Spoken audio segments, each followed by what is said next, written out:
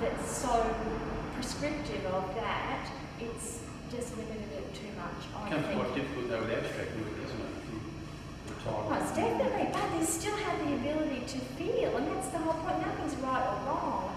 It's about feeling and observing your response, listening to your thoughts, feeling your body, working out, observing yourself, whether it makes you feel angry or this is what a waste of time that is, or gee, that makes me feel happy, I feel so calm, or oh, that's so abhorrent, I don't really want to look at that. You know, so you still have to have that ability to be able to feel first. And then you go to the other statement a week later or that night or whatever, if you're lacking an insight into what it's about, because those artist statements and the titles are like guideposts to help you. It's not all about, everything that the work is about isn't just in the artist statement or the title. So you have to give as much chance to breathe for the viewer to be able to experience something from the artwork, otherwise it dies. For whatever people inquire and question and respond to it, it's living. If you tell everything straight up, it doesn't continue. Where that came from? Have you got that taped?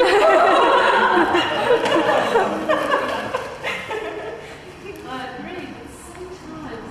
Oh, I do the same thing. So much to you, and you want others. You hope that I will get that too, but and you really want them to. You can't. But you can't control how others are going to respond. That's the beauty of it. I know my first exhibition at the QCP, I had a really long illness, and I was always quite shy, although I was a teacher. I felt very private about my own, who I was, and I was always a bit shy about eking out me. And I took these photographs of this vortex in water, and when I got better, I thought, I was doing that while I was healing, and I thought, I want to share these. And it didn't matter whether another person in the world liked it, got it, felt it, whatever. I was just so happy about being in a place where I felt comfortable to share my work. And I didn't need to have any other person in the world like it. And that was a really good place to be in. Really good place to be in. Because it was about me, that narcissistic aspect of ourselves, self-indulgent, or whatever, but it was about my experience. And then it's always a bonus when people like your work, because it does make you feel good, and you think, wow, I've done something, someone's cried, you know, it's like, oh my gosh, my work's done something, it's touched someone else in a way that's touched me, how beautiful. But I learned and I felt that you can't start out like that, because if you've got expectations like that,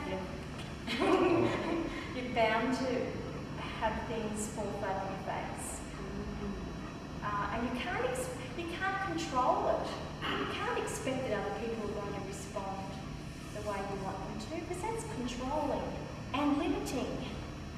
Because you might, somebody at opening night came and shared something with me about one of my images. I hadn't even thought about that. It was so beautiful.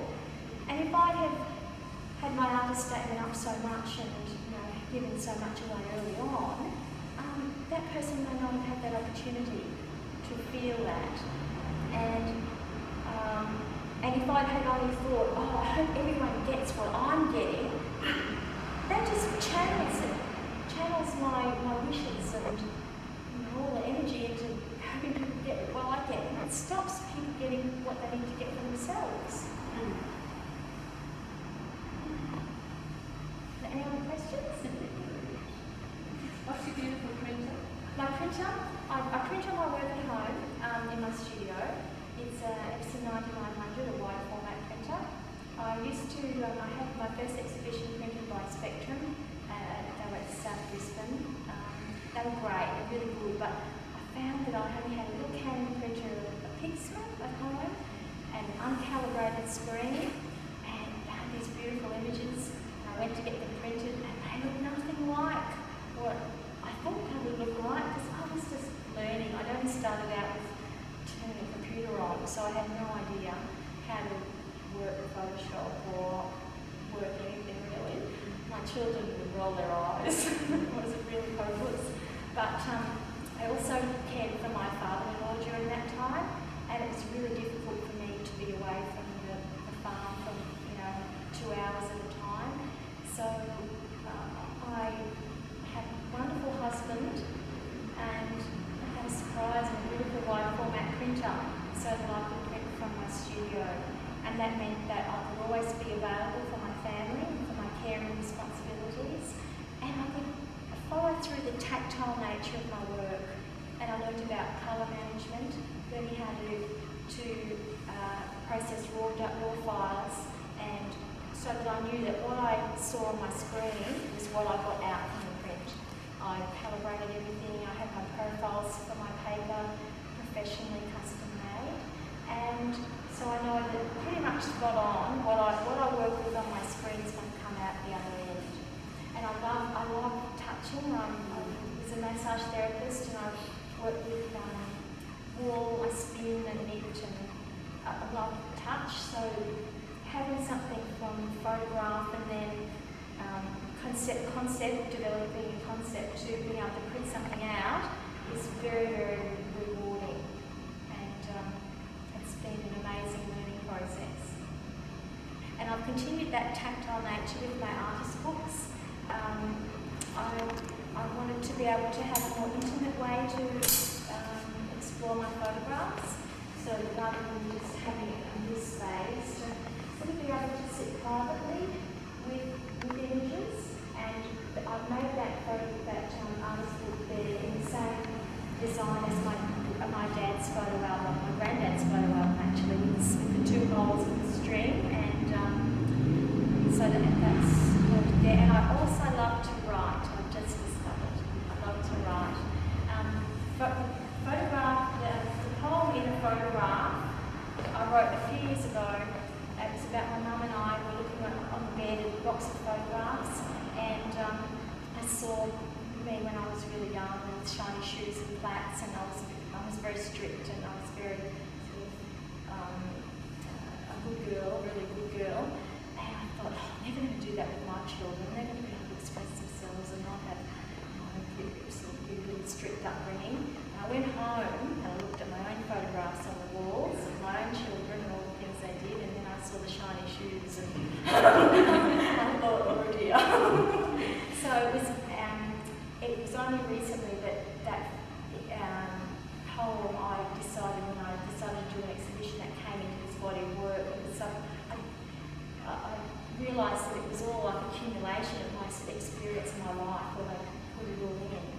And it made me think about history and our lineage and what we conditioned and what we do, whether it's not just our physical inherited characteristics that we have, it's our behaviours and our upbringing that carries through and manifests in how we live and how we be parents and grandparents. So, and then that poem's about my granddad and his yearning for comfort when Nana died. His memories, he just come through all the time. He was really lonely, and that exemplified what I sensed and what a lot of the elderly shared with me, their loneliness. And they didn't ever say they were lonely, but it was through their voice. It was through their sort of flippant remarks like, oh, I'm here by myself now, things like that. And then you sort of understand the meaning behind those words. That's that unseen thing behind them. What paper you print? Sorry? What paper? This one's a Honeymuller photo rag, which You stick to that, I like this one, but I'm actually trying out the Canson rag photographic at the moment. So it's very, very similar.